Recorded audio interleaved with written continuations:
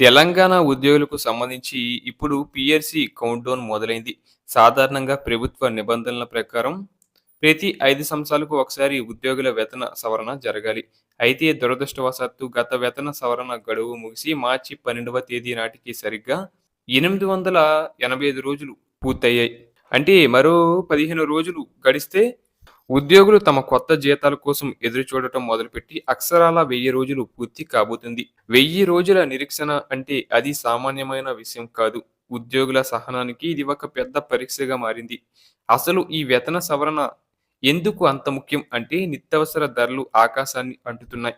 Petrol, diesel నుండి పప్పులు, ఉప్పుల వరకు ప్రతి వస్తువు ధర విపరీతంగా పెరిగిపోయింది.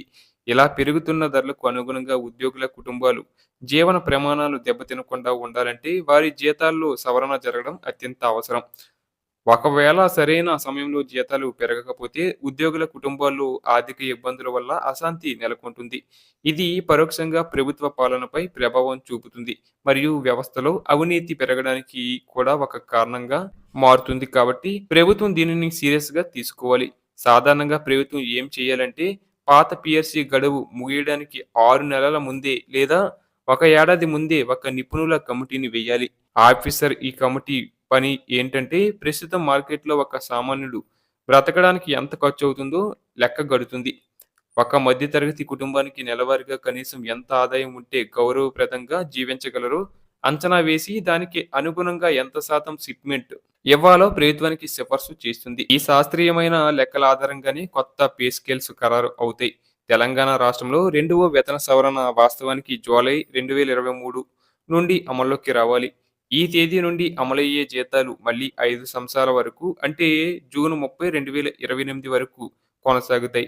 కానీ వాస్తవ పరిస్థితి చూస్తే ఇప్పటికే 5 ఏళ్ల కాల పరిమితిలో దాదాపు 2 సంవత్సరాల 9 నెలల కాలం వృధా అయిపోయింది. అంటే సగం కాలం గడిచిపోతున్నా కొత్త జీతాలు చేతికి అందలేదు.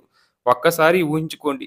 రాష్ట్ర శాసనసభకు ఎన్నికలు జరగాల్సిన సమయం దాటిపోయి ఎప్పుడు జరుగుతాయో తెలియకుండా వాయిదా పడుతూ ఉంటే ఎంత గందరగోళంగా ఉంటుందో ప్రస్తుతం పీఆర్సీ విషయంలో ఉద్యోగుల పరిస్థితి అలాగే ఉంది. ఇప్పటికే 985 రోజులు గడిచిపోయాయి. కాబట్టి ప్రభుత్వం ఇక ఏమాత్రం ఆలస్యం చేయకుండా వెంటనే పీఆర్సీ నివేదికను తెప్పించుకోవాలి.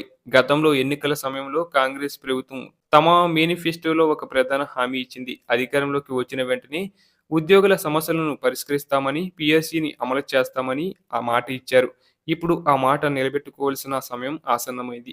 పాత పే స్కేల్స్ వల్ల ఉద్యోగులు నెలకు వేల రూపాయల నష్టాన్ని చవిచూస్తున్నారు. ఇది వారి రిటైర్మెంట్ బెనిఫిట్స్ మీద కూడా ప్రభావం చూపుతుంది.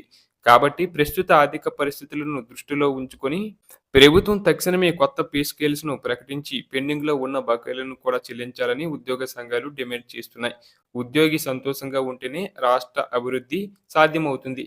కాబట్టి ముఖ్యమంత్రి గారు ఈ విషయంలో చొరవ తీసుకోవాలని అందరూ కోరుకుంటున్నారు.